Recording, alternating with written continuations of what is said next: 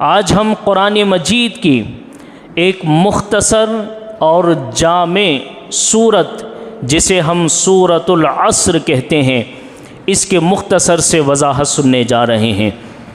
सबसे पहले तो ये बात आप तमामी हज़रात को मालूम होना चाहिए कि सूरतुल अस्र जो लिखा गया है, जो कुरान मजीद में तहरीर हैं, इस एतबार से मुख्तसर है, बहुत छोटी सूरत लगती है, लेकिन इसका माना, इसका मफ़हूम और इसका बयान इतना वसी है कि इमाम शाफ़ई अलैहिर्रहमा फरमाते हैं कि अल्लाह तबारक व तआला सिर्फ़ कुरान मजीद की इस एक आयत को नाजिल फरमाता और बकिया अगर कुरान मजीद को ना भी नाजिल करता तब भी इंसान की हिदायत के लिए एक सूरत काफ़ी होती।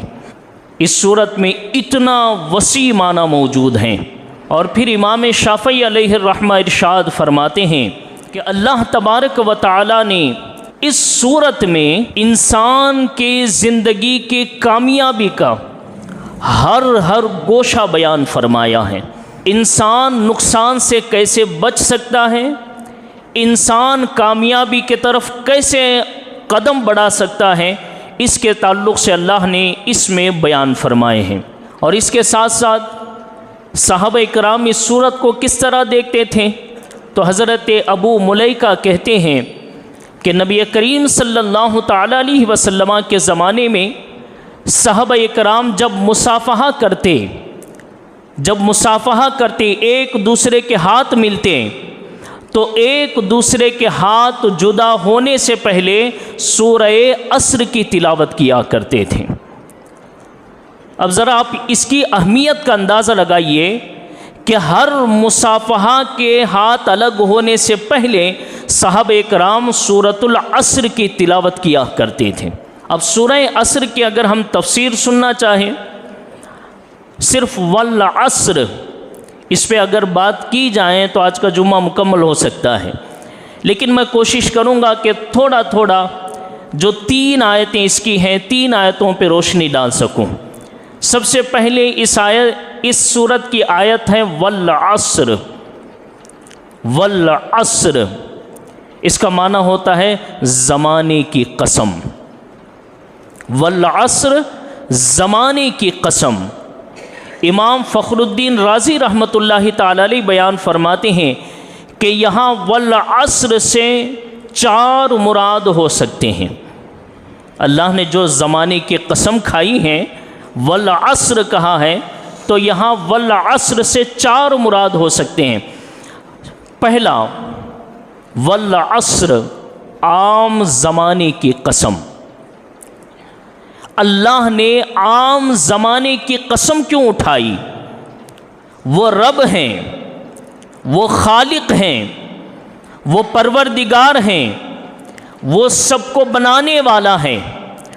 उसको किसी चीज़ के लिए कसम उठाने की ज़रूरत नहीं है। कसम वहाँ उठाई जाती है जहाँ किसी बात में ज़ोर देना होता है, किसी को यकीन दिलाना होता है। हमारे रब का हर कलाम बावज़न होता है। अल्लाह का हर कलाम, हर बात वज़नदार है। अलग से कसम खा के बात में वज़न लाने की रब को ज़रूरत नहीं है। लेकिन अल्लाह ताला किसी जगह कसम खाता है तो उसका मतलब और उसकी मुराद ये होती है कि अल्लाह को उस चीज़ की अहमियत बताना मकसूद होता है कि ये चीज़ कितनी अहमियत वाली है कि मैं परवरदिगार होकर कसम खा रहा हूँ, मैं ख़ुद खालिक होकर कसम खा रहा हूँ। फरमाया वल अस्र, मुझे ज़माने की कसम है। अब अल्लाह ताला ज़माने की कसम क्यों खा रहा है? फरमाते हैं इसलिए कि ज़माना तब्दील होता रहता है, ज़माना बदलता रहता है। पहले भी लोग आए थे, अब भी लोग हैं और आगे भी लोग आएंगे। एक वक्त ऐसा भी आएगा और एक वक्त ऐसा भी था कि ज़माने में कुछ नहीं था और फिर ज़माना वजूद में आया और फिर एक ज़माना ऐसा आएगा कि उसमें कुछ नहीं होगा। ज़माना बदलता रहता है, और हम जब ज़माने पर नज़र डालते हैं, ज़माने को देखते हैं, तो हम देखते हैं कि अल्लाह की कैसी कैसी नेमतें ज़माने में मौजूद हैं। अल्लाह अपने बंदों पर कैसी कैसी नेमतें फरमा रहा है। तो अल्लाह ताला जो ज़माने की कसम खा रहा है इस वजह से कि लोगों देखो जो इनामात मैंने दिए हैं, जो तब्दीलियाँ हो रही हैं। सूरज अपने वक्त पे निकल रहा है, डूब रहा है। चाँद अपने वक्त पे निकल रहा है, डूब रहा है। सितारे चमकदार हैं, आसमान अपनी जगह कायम है, ज़मीन अपनी जगह बिछी हुई है, पहाड़ अपनी जगह कायम है, समुंदर अपनी जगह कायम है, इंसान अपने अपने कामों में मशगूल हैं। हर चीज़ को अल्लाह याद दिला रहा है, और याद दिला के फरमा रहा है वल अस्र, मैं इस ज़माने की कसम खा रहा हूँ जिसको मैं तब्दील करता रहता हूँ। अल्लाह को लोगों के लिए, अपने बंदों को अल्लाह ताला अपनी कुदरतों को याद दिलाना चाह रहा है, याद दिलाना चाहता है कि बंदो देखो कि मैंने क्या क्या इनाम तुम्हें दी हैं। और आज अजीब है कि अल्लाह ताला जिस ज़माने की कसम खा रहा है, आज अल्लाह का बंदा उसी ज़माने को बुरा भला बोलता है। आज देखिए, अगर कोई हमें नुकसान हो जाता है तो फ़ौरन हम बोल देते हैं नहीं हमारा टाइम अच्छा नहीं है, ज़माना हमारा अच्छा नहीं है, वक्त हमारा अच्छा नहीं है। यानी ये समझिए कि बाज़ लोग ज़माने को भी गालियां देते हुए नज़र आते हैं। कुछ लोग कह रहे थे कि ये जो कोरोना के साल थे, ये साल बहुत बुरे साल थे, ये महीने बड़े बुरे महीने थे, ये दिन बहुत बुरे दिन थे। यानी इंसान ज़माने को बुरा कह रहा है और अल्लाह ताला उसी ज़माने की कसम खा रहा है। यानी अल्लाह ताला ये बता रहा है कि ऐ मेरे बंदों, किसी भी ज़माने को बुरा भला ना कहो, क्योंकि हर ज़माने को मैंने बनाया है और बनाकर मैं खुद ज़माने की कसम उठा रहा हूँ। तो हमें किसी भी महीने, किसी भी साल, किसी भी दिन को, किसी भी घंटे को, किसी भी मिनट को बुरा कहने की इजाज़त नहीं है। और फिर इमाम राज़ी रहमतुल्लाहि ताला अलैह फरमाते हैं कि वल अस्र का दूसरा माना वो ख़ास घड़ी है जिस घड़ी में सूरज डूबता हुआ नज़र आता है। देखो, हम अस्र के वक्त को जब देखते हैं तो अस्र के वक्त सूरज ढलता हुआ नज़र आता है, अब फिर ढलते ढलते वो डूब जाता है, मगरिब का वक्त शुरू होता है। तो फरमाते हैं कि ये जो सूरज के ढलने का वक्त है, ये जो गुरूब आफताब से मगरिब से पहले का जो वक्त है, अल्लाह इस वक्त की कसम खा रहा है। अल्लाह ताला इस वक्त की कसम क्यों खा रहा है? तो इमाम फ़खरुद्दीन राज़ी रहमतुल्लाहि ताला अलैह फरमाते हैं क्योंकि यही वो वक्त है जिसमें इंसान अपना कारोबार बंद कर रहा होता है, जिसमें इंसान अपनी दुकान बंद कर रहा होता है, जिसमें इंसान अपने घर को जाने की तैयारी कर रहा होता है। ये तो आज का ज़माना है जो लाइट मौजूद हैं, ये आज का ज़माना है जो हर तरफ रोशनी है। वरना आज से कुछ साल पहले हम पीछे जाएंगे, मोहल्लों में लाइट का इंतज़ाम नहीं, दुकानों में लाइटों का इंतज़ाम नहीं, घरों में लाइटों का इंतज़ाम नहीं। चिरागों के ज़रिए घर रोशन होते थे, चिरागों के ज़रिए दुकान रोशन किए जाते थे। उस वक्त क्या होता था, बिल्कुल असर से पहले पहले हर बंदा अपनी दुकान बंद करके घर पहुंचने की कोशिश करता था। उसकी दुकान उस वक्त बंद हो जाया करती थी और वो घर जाने की तैयारी करता था। तो अल्लाह तबारक व तआला इस वक्त की कसम इसलिए खा रहा है कि ऐ मेरे बंदों, जिस तरह तुम अपने दुकानों को बंद करके घर जाने की तैयारी कर रहे हो, ये वक्त तुम्हारे लिए बड़ा कीमती वक्त है, ये वक्त तुम्हारे लिए बड़ा नाजुक वक्त है। तुम दुकान बंद कर रहे हो, कभी कोई कस्टमर आ गया, तुम अपना कारोबार बंद कर रहे हो, कोई तुम्हें ख़रीदार आ गया। जब तुम कोई चीज़ बंद कर रहे हो, ऐन उसी वक्त कोई बंदा आ जाए और सूरज भी ढल रहा हो, बंदे को सामान भी दिखाना हो, घर भी पहुंचना हो, इतना नाजुक तुम्हारा वक्त है, और इसी वक्त अल्लाह के तरफ से आवाज़ आए अज़ान की, आवाज़ आए अज़ान की, तो अब इस नाजुक वक्त में तुम क्या करते हो? अपना दुकान खोलते हो, या फिर तुम अपने कस्टमर का ख्याल करते हो, या घर जाने की तैयारी करते हो, या अपने रब की तरफ आने की तैयारी करते हो? किसकी तरफ आने की तुम तैयारी करते हो? तो अल्लाह ताला उस ख़ास वक्त की कसम उठा के कह रहा है कि तुम्हारे पास जो वक्त दुकान बंद करने का, लोगों के आने का, घर जाने का है, लोगों ये वक्त बड़ा कीमती वक्त है।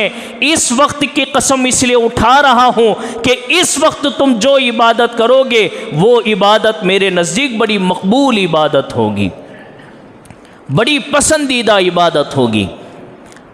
दो माने। तीसरा माना इमाम फ़खरुद्दीन राज़ी रहमतुल्लाहि ताला अलैह फरमाते हैं कि वल अस्र से मुराद नमाज अस्र है। अल्लाह ताला नमाज अस्र की कसम खा रहा है कि मुझे नमाज अस्र की कसम है। अल्लाह ताला इस नमाज की क्यों कसम खा रहा है? इमाम फ़खरुद्दीन राज़ी फरमाते हैं क्योंकि ये दिन की आखिरी नमाज है। फ़जर, ज़ोहर, असर ये दिन की आखिरी नमाज हैं, और इसी नमाज की अल्लाह कसम क्यों खा रहा है? क्योंकि सुबह में फ़रिश्ते जैसे ही अज़ान होती हैं, सुबह का वक्त शुरू होता है, फ़रिश्ते आसमान से ज़मीन की तरफ नाजिल होते हैं और मस्जिदों में फैल जाते हैं। जो बंदा सुबह की नमाज के लिए आता है, फ़ज्र की नमाज के लिए आता है, फ़रिश्ते उसका नाम लिख लेते हैं। और फिर जैसे ही असर का वक्त ख़त्म होने वाला होता है, नमाज असर ख़त्म होती है, तो नमाज असर के बाद वो फ़रिश्ते अल्लाह की बारगाह में हाज़िरी हो देते हैं। अब जैसे ही वो फ़रिश्ते अल्लाह की बारगाह में हाज़िर होते हैं, अल्लाह ताला उनसे पूछता है कि ए फ़रिश्तों कहाँ से आ रहे हों? हालांकि अल्लाह को ज़्यादा मालूम है। फ़रिश्ते अर्ज़ करते हैं कि मौला हम फ़ला मोहल्ले फ़ला मस्जिद से आ रहे हैं, कब से कब तक थे? फ़रिश्ते कहेंगे कि मौला हम सुबह की नमाज को गए थे और अब असर की नमाज के बाद तेरी बारगाह में हाज़िरी दे रहे। तो अल्लाह ताला पूछेगा कौन कौन मेरी इबादत के लिए हाजिर था, किस किस का नाम तुम्हारे लिस्ट में चढ़ा है? तो फ़रिश्ते फिर हर बंदे का नाम रब की बारगाह में पेश करेंगे और अल्लाह पूछेगा कि ये बंदा क्या कर रहा था? फ़रिश्ते कहते हैं मौला जब हम सुबह में गए थे तो तेरा ज़िक्र कर रहा था, और जब शाम को हम वापस आ रहे थे तो तेरा ज़िक्र कर रहा था। तो अल्लाह ताला इतनी जो कीमती नमाज हैं, जिसको अल्लाह ताला ने ख़ुद कुरान में बयान फरमाया, हाफ़िज़ू अलस्सलावाति वस्सलातिल उस्ता, अल्लाह फरमाता है कि तमाम नमाज़ों की, पाँचों नमाज़ों की हिफाजत करो, ख़ास तौर से असर की नमाज की हिफाजत करो। अल्लाह की बारगाह में असर की नमाज की बहुत अहमियत है। साहबे इकराम फरमाते हैं कि अल्लाह के रसूल सल्लल्लाहु ताला अलैहि वसल्लम ने इरशाद फरमाया कि जो बंदा असर की नमाज छोड़ देता है उसने अपना माल भी ज़ाया किया, अपनी ज़िंदगी भी ज़ाया किया। और आज हम कितने ऐसे मुसलमान हैं जो मगरिब की नमाज़ तो पढ़ते हैं, इशा की नमाज़ को तो आते हैं, फजर की नमाज में भी हाज़िरी देते हैं, ज़ोहर की नमाज में भी हाज़िरी देते हैं, लेकिन असर की नमाज में हाज़िरी नहीं होती हमारी। और ये हदीस रिवायत करने वाले ख़ुद मौला कायनात शेर खुदा कर्रमल्लाहु ताला वजहुल करीम हैं। मौला अली इरशाद फरमाते हैं कि नबी ने इरशाद फरमाया कि जो बंदा असर की नमाज नहीं पढ़ता वो अपना माल भी ज़ाया कर रहा होता है, वो अपनी ज़िंदगी भी ज़ाया कर रहा होता है। आज हम मुसलमानों की शिकायत है कि नहीं है कि हमारी ज़िंदगियों में बरकत क्यों नहीं आती, हमारे कारोबार में बरकत क्यों नहीं आती, आज हम खुश क्यों नहीं हैं, हमारा माल बढ़ता क्यों नहीं है, हमारी ज़िंदगियाँ अच्छी होती क्यों नहीं हैं? हर बंदे को आज इसकी फ़िक्र है, एक तो दौलत की और एक ज़िंदगी की। मौला अली फरमाते हैं कि नबी ने इरशाद फरमाया कि ये दो चीज़ें चाहते हो तो फिर असर की नमाज की पाबंदी किया करो। असर की नमाज से अल्लाह तुम्हारी ज़िंदगी को भी खुशियों से भर देगा और तुम्हें मालो दौलत से माला माल फरमाएगा। तो हमें असर की नमाज की पाबंदी करने की ज़रूरत है। इसीलिए अल्लाह फरमा रहा है वल असर, मुझे नमाज असर की कसम है। और फिर इमाम राज़ी रहमतुल्लाहि ताला अलैह फरमाते हैं जो आखिरी माना है, ये माना बहुत पसंदीदा माना है और ये मुराद अल्लाह के नज़दीक ज़्यादा करीब तर हैं। अब वो मुराद क्या है? वल असर, मुझे ख़ास ज़माने की कसम है, मुझे ख़ास ज़माने की कसम है। वो ख़ास ज़माना कौन सा है? कहा कि मुझे मेरे महबूब के ज़माने की कसम है, मुझे मेरे महबूब के ज़माने की कसम है। जिस ज़माने मेरे महबूब बाहयात थे, जलवा फरोज़ थे, लोगों को फैज़ बाँट रहे थे, लोगों को अल्लाह के अहकाम बता रहे थे, लोग मेरे महबूब का दीदार कर रहे थे, वो ज़माना और अल्लाह उस ज़माने की कसम खा रहा है। जिस तरह के अल्लाह ताला इरशाद फरमाता ला उक़सिमु बिहाज़ल बलद, ऐ महबूब मुझे कसम है इस शहर की। किस शहर की? फरमाया मक्कतुल मुकर्रमा की कसम है। अब मुफस्सिरीन कहते हैं कि मक्कतुल मुकर्रमा की अल्लाह कसम क्यों खा रहा है? काबतुल्लाह की वजह से, सफ़ा की वजह से, मरवा की वजह से, मिना की वजह से, मुज़दलिफ़ा की वजह से, किसकी वजह से अल्लाह कसम खा रहा है? मुफस्सिरीन कहते हैं कि ये सारी चीज़ें अज़मत वाली हैं, ये सारी जगह अज़मत वाली हैं, लेकिन अल्लाह ताला जो मक्का शहर की कसम खा रहा है वो इन बाबरकत जगहों की वजह से नहीं, बल्कि अल्लाह ताला महबूब के कदमों से जो मिट्टी चूम रही है उस मिट्टी की अल्लाह कसम खा रहा है। ऐ महबूब मुझे मक्के की कसम है, जिस मक्के की सरज़मीं पर आप चलते हैं ये ज़मीन आपके कदमों का बोसा लेती है, ये ज़मीन आपके कदमों को चूम कर बरकतें हासिल करती है। तो मैं रब आपके कदमों से लगी हुई मिट्टी की कसम खाता हूँ। तो वो जो ख़ास ज़माना है, अल्लाह ताला वल असर कह के महबूब अलैहिस्सलातु वस्सलाम के ज़माने की कसम खा रहा है। ऐ महबूब मुझे आपके ज़माने की कसम है। क्यों अल्लाह ताला महबूब के ज़माने की कसम खा रहा है? तो फरमाते हैं इसलिए कि तुम ज़माने को देखो, मेरे महबूब के ज़माने को छोड़कर लोग बदमाशियाँ करते हुए नज़र आएंगे, लोग माँ बाप की नाफरमानियाँ करते हुए नज़र आएंगे, माँ बाप को गाली देते हुए नज़र आएंगे, आपस में एक दूसरे को लड़ते झगड़ते कत्ल करते हुए नज़र आएंगे, बच्चियों को ज़िंदा दफन करते हुए नज़र आएंगे, माँ को मंडी में बाज़ार में बेचते हुए नज़र आएंगे, बीवी को कमरे में बंद करके नापाकी और गंदगी में सड़ने के लिए छोड़ दिया करते थे, इस तरह तुम्हें नज़र आएंगे। लेकिन मेरे महबूब का ज़माना देखो, मेरे महबूब आए तो कहा कि मेरी बेटी फ़ातिमा मेरी लख्ते जिगर है। माँ के कदमों के नीचे अल्लाह ने जन्नत को रख दिया, बीवी का दर्जा कितना बुलंद किया, बेटों को क्या मकाम दिया, बेटियों को क्या मकाम दिया। तुम ज़माने को देखना चाहते हो, अल्लाह फरमाता है वल असर, मेरे महबूब के ज़माने को देखो। मेरे महबूब के ज़माने में कैसे लोग हैं? कहा मेरे महबूब के ज़माने में अबू बकर सिद्दीक़ जैसे लोग हैं, उमर बिन खत्ताब जैसे लोग हैं, उस्मान गनी जैसे लोग हैं, मौला अली जैसे लोग हैं, फ़ातिमतुज़ ज़हरा जैसे लोग हैं, आयशा सिद्दीक़ा जैसे लोग हैं, खतीजतुल कुबरा जैसे लोग हैं, सहाबा और अहले बैत जैसे लोग हैं। इसीलिए हज़रत उबय बिन काब रदी अल्लाह ताला अन्हु बयान करते हैं कि एक दिन मैं हुजूर की बारगाह में हाजिर हुआ, सूरतुल असर की मैंने तिलावत की, फिर मैंने अर्ज़ किया या रसूल अल्लाह ज़रा इस सूरे की तफसीर बयान करें। हुजूर अलैहिस्सलातु वस्सलाम ने इरशाद फरमाया वल असर, अल्लाह फरमा रहे मुझे ज़माने की कसम है, इन्नल इंसान लफ़ी खुस्र, हर आदमी घाटे में है, इससे अबू जहल मुराद है। इल्लल्लज़ीना आमनू, इससे अबू बकर सिद्दीक़ मुराद हैं। वअमिलुस्सालिहात, इससे उमर बिन खत्ताब मुराद हैं। वतवासो बिल हक़, इससे उस्मान गनी मुराद है। वतवासो बिस्सब्र, इससे मौला अली मुराद हैं।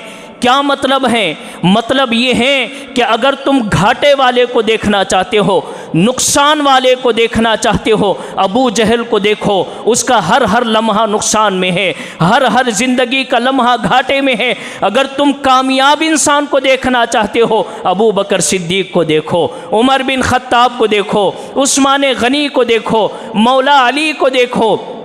अल्लाह ने यहाँ पर कामयाब लोगों की ज़िंदगी की मिसाल बयान की। तुम्हारा ईमान कैसा हो? कहा अबू बकर सिद्दीक़ के जैसा हूँ। तुम्हारे आमाल कैसे हों? कहा उमर बिन खत्ताब के जैसे हों। लोगों के लिए तुम्हारा नेक रास्तों के लिए बुलाना, नेक कामों में बुलाना कैसा हो? कहा उस्मान गनी के जैसा हो। सब्र के बारे में लोगों को तलकीन करना कैसा हो? तो कहा मौला अली के जैसा हूँ। अगर ये चार चीज़ें देखना चाहते हो, मेरे इन चार यारों को देखो, और जो चार चीज़ें अपने अंदर ला लेगा, मेरे चार यारों की सीरत अपने अंदर ला लेगा, अल्लाह ताला उसको यहाँ भी कामयाबी अता करेगा, वहाँ भी कामयाबी अता फरमाएगा। तो ये वल अस्र हैं। अल्लाह ताला ज़माने की कसम खा रहा है। अब ज़माने की कसम खा के अल्लाह कहता है इन्नल इंसान लफ़ी खुस्र, मुझे ज़माने की कसम है, बेशक हर इंसान खसारे में है, हर इंसान नुकसान में है, हर इंसान घाटे में है। एक होता है नुकसान, एक होता है खसारा। दो चीज़ें, दोनों अलग अलग हैं। अल्लाह ने यहाँ नुकसान नहीं कहा, अल्लाह ने यहाँ खसारा कहा है। नुकसान नहीं, खसारा। नुकसान होता क्या है? नुकसान होता ये है कि जैसा कि एग्ज़ाम्पल के तौर पर हम 1-2 लाख का माल लाए हैं दुकान में बेचने के लिए, बिका नहीं, एक लंबा वक्त गुज़रा, बिका नहीं, रह गया माल, ख़राब नहीं हुआ, माल रह गया, ख़राब नहीं हुआ। जैसा कोई कपड़े का कारोबार करता है, अगर कोई किसी और चीज़ का जो रहने वाली चीज़ है, अगर उसके कारोबार करता है तो वो उसके पास है, नुकसान तो है, खसारा नहीं है। माल ख़त्म नहीं हुआ, उसके पास मौजूद है माल। खसारा किसको कहते हैं? खसारा ये है कि माल भी बर्बाद हो जाए, जो पैसा लगाया है वो भी बर्बाद हो जाए। एक वली जिनको बड़ी शिद्दत थी कि इस आयत को समझे, इन्नल इंसान लफ़ी खुस्र, हर इंसान खसारे में है, नुकसान में नहीं, खसारे में है। क्या मतलब है इसका? वो अल्लाह के वली कहते हैं कि मैं बड़ा जुस्तजू करते रहा, मैं बड़ा गौर करते रहा कि आयत को समझूं समझूं समझूं, लेकिन जितने मर्तबा समझने की कोशिश करता जहन में बात नहीं आती। एक दिन सोचते सोचते मैं बाज़ार में निकल पड़ा। मैंने बाज़ार में देखा कि एक बंदा बर्फ़ लेके बैठा हुआ है, बर्फ़ की दुकान है, आइस की दुकान है। अब वो आइस पिघलती जा रही है और वो दुकानदार आवाज़ दे रहा है, इरहमू, लोगों मेरे ऊपर रहम करो, लोगों मेरे ऊपर रहम करो, आओ आइस लेके चले जाओ, क्योंकि मेरा माल ऐसा है जो पिघल जाएगा, माल भी ज़ाया हो जाएगा, पैसे भी ज़ाया हो जाएंगे। मैं कपड़े वाला नहीं हूँ जो सिर्फ पैसों का नुकसान होगा माल रह जाएगा। मैं सोने चांदी वाला नहीं हूँ जो माल तो है लेकिन पैसों का नुकसान होगा। मैं वो नुकसान वाला हूँ जिसका पैसा भी नुकसान हो जाएगा, जिसका माल भी नुकसान हो जाएगा। आओ, इससे पहले कि बर्फ़ पिघल जाए मेरे पास से आके ख़रीद लो। वो रहम की भीख मांग रहा था, मुझ पर रहम करो, ले लो। अब वो अल्लाह के वली कहते, अब मुझे आयत समझ में आई, इन्नल इंसान लफ़ी खुस्र, हर इंसान खसारे में है। ऐसे खसारे में ज़िंदगी भी ख़त्म हो जाएगी और जो बुरे आमाल किए इसका भी घाटा हो जाएगा। न इसकी ज़िंदगी बची, ना आमाल बचे, कोई चीज़ इसकी नहीं बची। तो अल्लाह फरमा रहा है, इन्नल इंसान लफ़ी खुस्र, हर इंसान खसारे में है। अब अल्लाह के वली कहते हैं कि वो लोग जो अपनी उम्र को बढ़ते हुए देखते हैं। मैं आपसे पूछना चाहता हूँ कि उम्र बढ़ती है तो बड़ा होता है कि छोटा होता है? बड़ा होता है कि छोटा होता है? जी जवाब दीजिए आप लोग। बड़ा होता है। अल्लाह के औलिया फरमाते हैं वो बड़ा नहीं, हकीकत में छोटा हो रहा होता है, छोटा हो रहा होता है। पूछा गया कि कैसे छोटा हो रहा है? कहा कि जैसे जैसे उसके साल बढ़ते जाएंगे वो मौत के करीब होता जा रहा है, उसकी ज़िंदगी कम होती जा रही है। तो जिसकी ज़िंदगी लंबी हो वो छोटा नहीं होता, बल्कि जिसकी ज़िंदगी मौत के करीब हो रही होती है वो छोटा होता है। तो फरमाते हैं कि हर इंसान की ज़िंदगी छोटी होती जा रही है। हम बड़े बड़े धूमधाम से सेलिब्रेट करते हैं ना कि हम 1 साल और बड़े हुए। जनाब हम 1 साल और बड़े नहीं हुए, हम 1 साल और छोटे हो गए हैं। 1 साल हमारी ज़िंदगी से और कम हो गया है, हम मौत के 1 साल और करीब आ गए। अब देखो वलियों के सोचने का अंदाज़, दर्स देने का अंदाज़ देखो। अल्लाह के वली कहते हैं कि जब तुम्हारी ज़िंदगी घट रही है, ऐस की तरह पिघल रही है, जिस तरह ऐस पिघल जाता है फिर उसको जमाया नहीं जा सकता, वो पानी हो के पिघल जाता है, जमाया नहीं जा सकता, इकट्ठा नहीं किया जा सकता। इसी तरह इंसान की ज़िंदगी भी पिघल रही है। अब इसको इकट्ठा नहीं किया जाता तो क्या करना है? जितना हो सके बेच दो, ऐस को जितना हो सके बेच दो। आधा पिघल गया है तो आधा बेच दो, पाव पिघल गया है तो 3 पाव बेच दो, 3 पाव पिघल गया है तो पाव बेच दो। कम से कम पाव के तो पैसे आएंगे, कम से कम आधे के तो पैसे आएंगे, कम से कम 3 पाव के तो पैसे आएंगे। अल्लाह के वली कहते हैं 20 साल गुजर गए कोई बात नहीं, बाकी ज़िंदगी अल्लाह की इबादत में गुजार ले। 30 साल गुजर गए हैं तो कोई बात नहीं, बाकी ज़िंदगी अल्लाह की इबादत में गुजार ले। 40 साल गुजर गए हैं तो कोई बात नहीं, बाकी ज़िंदगी अल्लाह की इबादत में गुजार ले। 60-70 साल का हो गया है, कोई बात नहीं, 3 पाव हिस्सा तेरा नुकसान हुआ, पाव हिस्सा तो बाकी है, इबादत कर ले, हुजूर पे दुरूद पढ़ ले, नेक काम कर ले। अल्लाह फरमाता है तेरी एक नेक काम जो मुझे पसंद आ जाए, उस एक नेक काम से मैं तेरी मगफिरत फरमा दूंगा, मैं तेरी ज़िंदगी को सुधार दूंगा। फरमाते इन्नल इंसान लफ़ी खुस्र, हर इंसान नुकसान में है, हर इंसान घाटे में है, हर इंसान नुकसान में है। तो क्या कोई कामयाब नहीं है? हर इंसान मुतलकन अल्लाह ने फरमाया इन्नल इंसान, हर इंसान नुकसान में है। क्या कोई भी है जो कामयाब है? अल्लाह ने 4 सिफतें बयान की, 4 क्वालिटीज़ अल्लाह ने बयान की। जिस इंसान के अंदर ये 4 क्वालिटीज़ होंगे, ये 4 खूबियाँ होंगी, वो इंसान कामयाब होगा। का नंबर 1 इल्लल्लज़ीना आमनू, जो पक्का सच्चा मुसलमान है वो कामयाब है।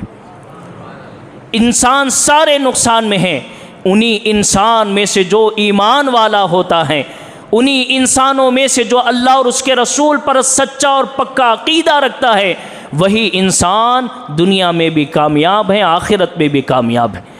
तो हमें अपने ईमान को मजबूत बनाने की ज़रूरत है।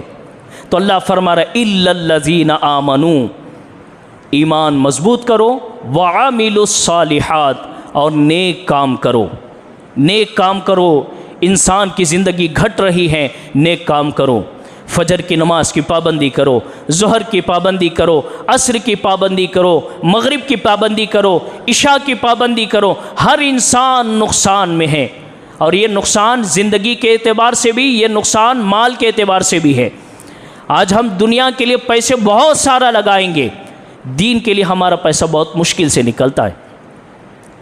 किसी जुम्मा अगर 4000 चला गया तो चला गया, वरना तो हमारे जुम्मे बढ़ने के बजाय कम होते जाते हैं, है ना, हमारे चंदे कम होते जाते हैं। तो ये जो हमारा कम हो रहा है, हकीकत तो ये है कि हम नुकसान में आ रहे हैं। मेरे भाइयों, जब हमारा बढ़ते जाएगा ना, आप कभी रोज़ आके बोर्ड देखिए, अगर आपका बोर्ड बड़ा हुआ है तो आप समझिए मैं इस मस्जिद का मुक्तदी हूँ, यकीनन मैं कामयाबी की तरफ चढ़ रहा हूँ, मैं कामयाबी की तरफ कदम रख रहा हूँ।